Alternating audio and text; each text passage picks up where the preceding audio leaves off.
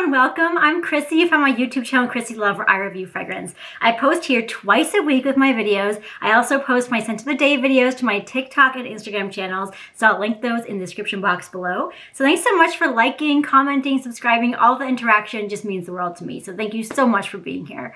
So today I am talking about Black Opium Illicit Green, which is the brand new release. But I kind of got submerged into the Black Opium world I was talking about and thinking about Illicit Green.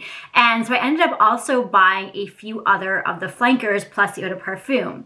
So I'm going to talk about the ones that I purchased. I'm not actually a huge Black Opium fan. I sold my EDP a long time ago, like my big old black brick.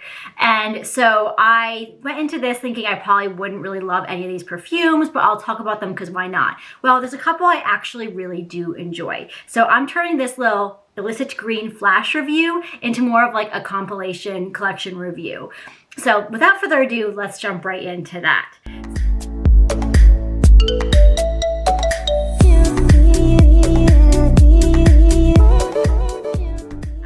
So I'm going to start talking about the eau de parfum, and so what I have is a spray of the Illicit Green, and then I have little sample sizes of the rest, because of course, I tend to buy sample sizes when in doubt. So let's talk about the eau de parfum first, because why not?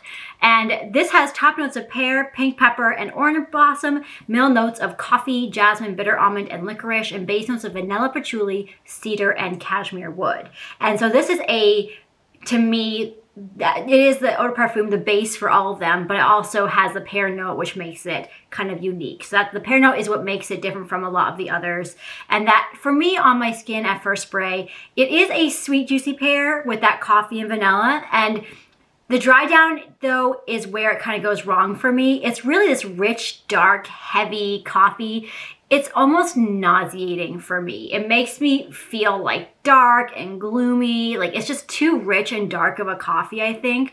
That blend just isn't really good for me. So I don't really enjoy the eau de parfum. But if you do, you have beast mode performance. It's incredible performance. So the eau de parfum is definitely a not love for me. So then let's talk about Illicit Green, which just came out. So this has a fig leaf note, which is what differentiates it. So this has top notes of fig leaf, pear, and green mandarin, middle notes of fig, jasmine, and orange blossom, and base notes of bourbon vanilla, coffee, and patchouli. And so I get a hint of that fig leaf note right in the beginning, but it's primarily still that original coffee vanilla DNA. Now in the dry down, it is a slightly green version of Black Opium. It feels still heavy, still dark. If anything, it actually feels more heavy than the eau de parfum. I just really don't enjoy this one. Performance-wise, of course, it's still beast mode. It's incredible. So the Illicit Green has that fig leaf note, and it feels very dark and heavy, so that's still a no for me. Now, let's talk about Nuit Blanche, which is one that has been getting more love from people. This has top notes of rice, anise, and bourbon pepper. Bourbon pepper, is that for real? I guess that's a thing. Middle notes of coffee, orange blossom, coriander, and peony, and base notes of vanilla, milk, caramel, sandalwood, and white musk. And so the rice definitely comes out more in the opening with this. So it still has that original coffee vanilla feel, but the rice actually really holds its own in this. I'm really impressed with that. But in the dry down, it's like a slightly spicier version of the eau de parfum. So it somehow makes it more palatable, though. You would think it would make it more dense or too heavy, but no, the spiciness actually uplifts the original DNA, and that rice adds this airiness to it that the original really doesn't have. So the DNA is still there, but the spiciness and the rice make it a lot more interesting for me. And performance-wise, it's not as beast mode, but it is pretty reasonable. It's still good performance. So this is, I'd say, of the bunch that I've tried, I'm talking about here today, my second favorite. Not my top favorite, but my second favorite. So this is one I'm actually going to keep playing with and may actually bring into my collection. So that is Nuit Blanche. Now, my first favorite I'm going to talk about now is Intense. And I was always so scared of Intense, thinking it's going to be worse. It's going to be Black Opium on steroids. It's going to be like the most nasty Black Opium I've ever had. No, it's actually really lovely. I love Intense. So Intense has top notes of absinthe and boysenberry, middle notes of coffee, jasmine, sandalwood, and orange blossom, and base notes of vanilla, licorice, and sandalwood. And so at first spray, this is a bitter coffee scent. I definitely get the absinthe in it. It has kind of like a vodka astringent kind of feeling to it. And it still has, of course, that coffee vanilla base. And in the dry down, the reason why I like it so much more is it's actually a lot more vanillic. It's sweeter and yet it's lighter than the original DNA.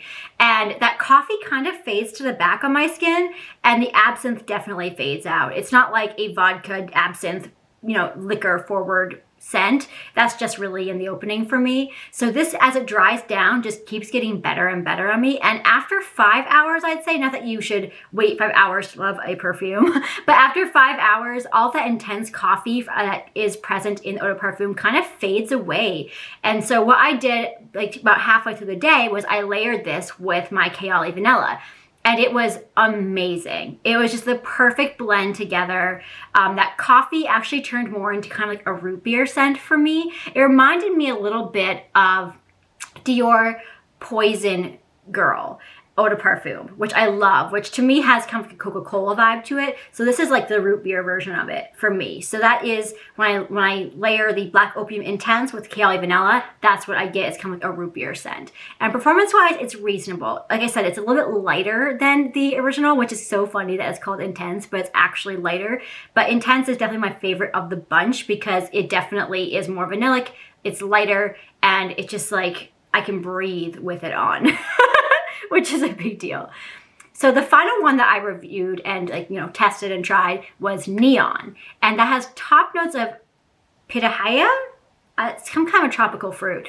Mandarin orange and citron, middle notes of orange blossom, coffee, and jasmine sandalwood, and base notes of vanilla and musk. And I do not recommend this one at all. On first spray, it was definitely kitchen cleaner on my skin. It still has that coffee vanilla base, as they all do. But it was like real kitchen cleaner. And then in the dry down, it's like this citrus note dominates, but it's not in a refreshing way. It smells very synthetic and odd, like just mismatched with the DNA. So I'm getting some of the original DNA, but it's like not really holding its own. It kind of smells like a chalky synthetic citrus scent. So this is just really, really not good for me. Neon is really not good in my opinion. And performance-wise, it's just a skin scent. It's also extremely light. So you'll notice that the ones I did not talk about today are Extreme, which is like a cocoa heavy one, Floral Shock, which is of course floral, and the EDT, which has more blackcurrant and citrus and tea in it. So I'd be interested in trying the EDT, but because I'm really not a Black Opium fan, I'm kind of hesitant to like spend more money on just keep trying them because I really think Intense is the one for me, with Nuit Blanche being on its heels. So let me know which of these or any of the flankers you enjoy. Do you think I should try the Extreme, Floral Shock, or EDT? Do you think they're worth it? I would love to hear. But yeah, Illicit Green is not my favorite, but if you really love green notes and fig, and you love Black Opium, you might give it a try. The fig leaf really holds its own. So thanks so much for being here, guys. Hope you have a very beautiful day.